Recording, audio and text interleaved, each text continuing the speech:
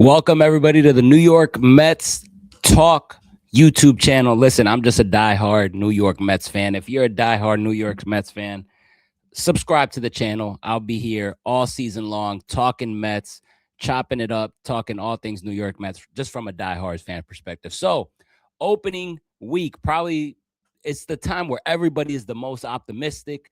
Everyone is freaking excited. Baseball is back, and I am happy as hell it is back. The New York Mets, however, dropped the series to the Pittsburgh Pirates.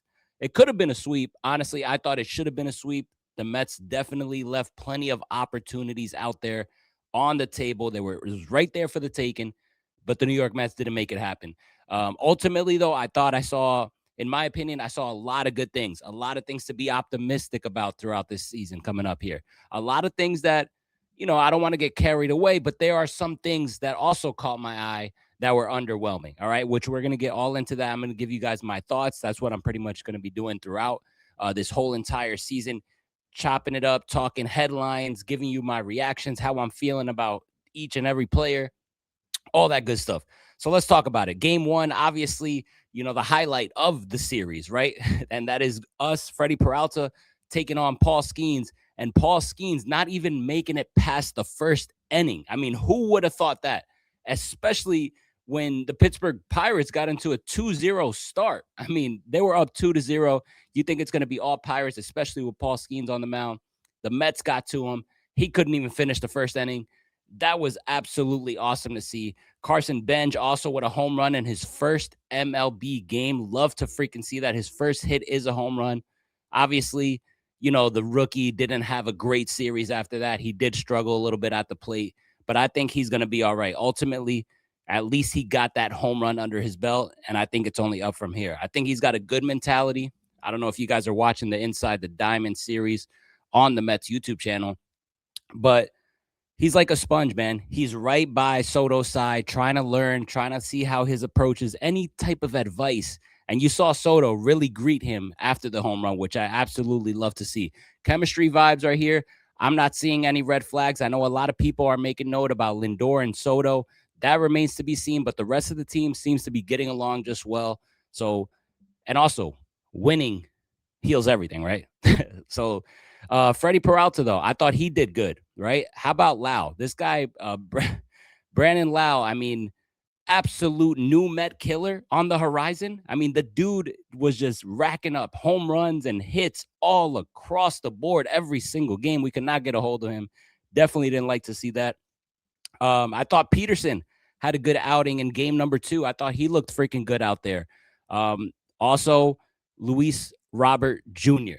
This is a guy who, quite frankly, last year there was rumblings. Is he going to be a New York Met? I personally didn't want him to be a New York Met because I saw his batting average, sitting barely above 200. But man, boy, was I wrong. The dude looks awesome out there so far. And I know it's just 3 games, but I think so far to have that immediate impact. Listen, we've seen guys come in here to New York and absolutely shrink from the moment they get here. So to be able to deliver in a big time moment, getting a walk-off home run in game 2 by Luis Robert, and just that defensive presence. He got a hell of an arm back there. It's way better than Brandon Nimmo, let me tell you that much. And I just like his approach. I love what I've seen from Luis Robert.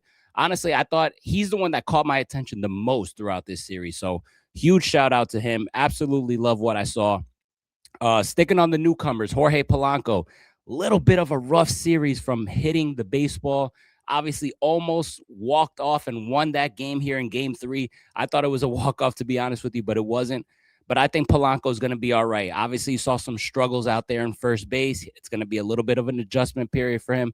But this is a guy that I'm comfortable having. This is a veteran guy. This is a guy who's been on deep playoff runs, who's been across the MLB, who understands the assignment. You saw him draw a couple of walks. This is a disciplined player that I absolutely trust and I love having out there. So I'm not worried about Jorge Polanco. I think he's going to be a valuable piece, throughout this entire season for the New York Mets. Bo Bichette. All right. Now, this is a guy. Not a good look. Not a good look. I hate to be the guy that says I'm concerned so early on after 3 damn games, but you know, maybe just a little, because the opportunities were there for Bo Bichette throughout this entire series to come through, to be the hero, to deliver, to knock in multiple runs, to get some base hits, to really, shift the momentum.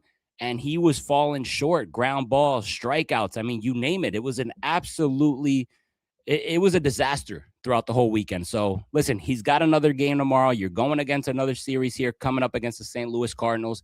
Can things turn around? Maybe, maybe. But to start it off like that, I'm sure a lot of Mets fans are going to be talking about that tonight into tomorrow until better days are ahead, because that was a very, very tough stretch of games for Bo Bichette. So I'm a little bit concerned there.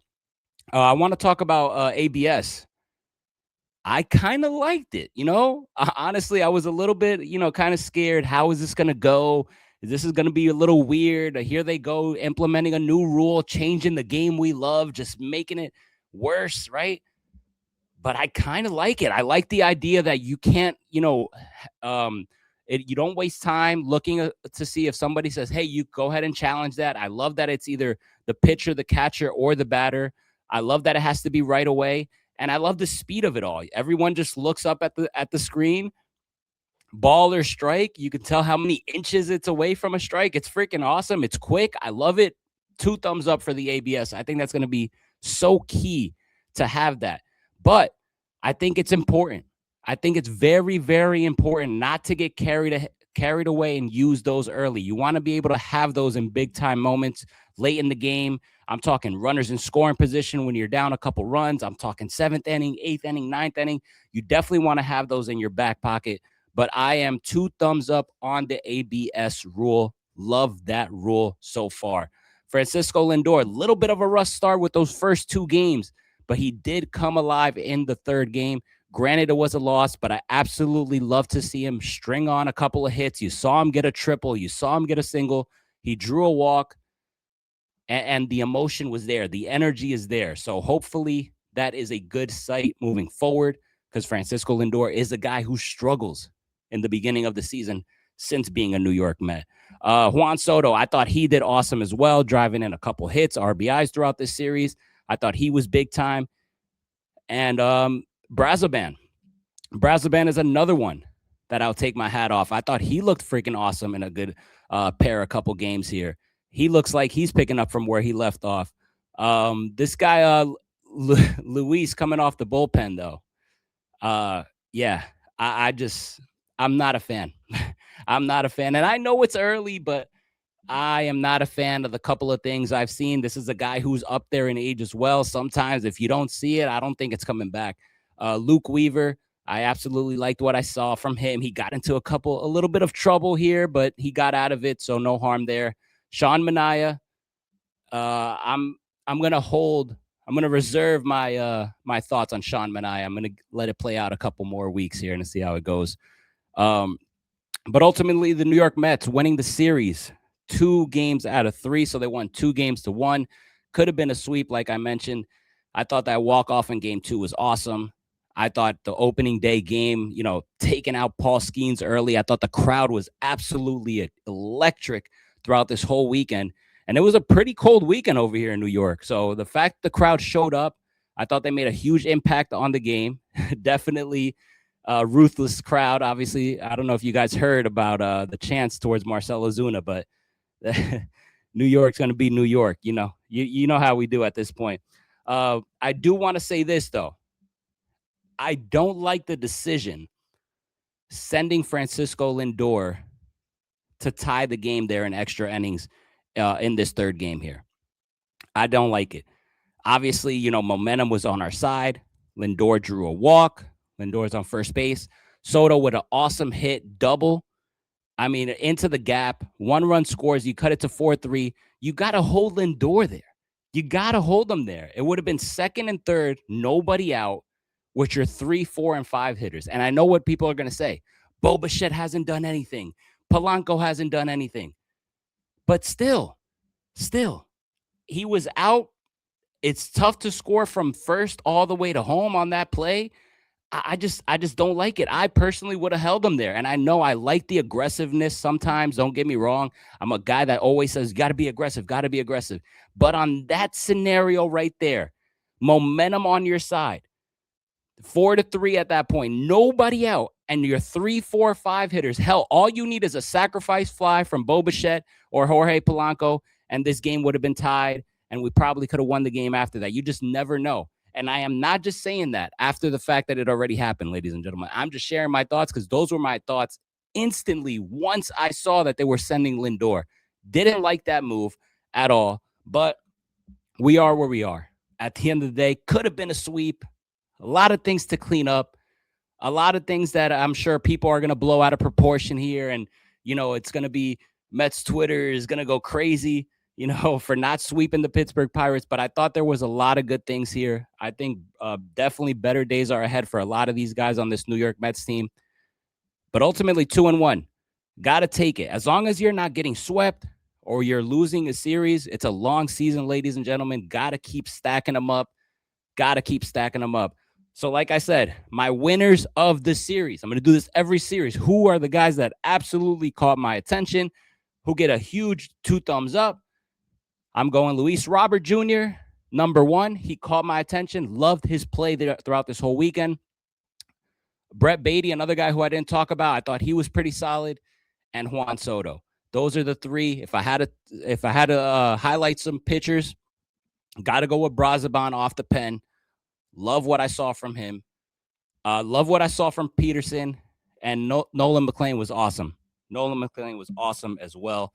So the Mets are off to St. Louis here, taking on a Cardinals team who lost a lot of players. Obviously, they're a team that I believe they're trying to rebuild something there. But the Mets cannot overlook anybody. Hopefully, they could pick up a sweep, but at least win the series. It's a long season, ladies and gentlemen. But damn, I am glad baseball is back.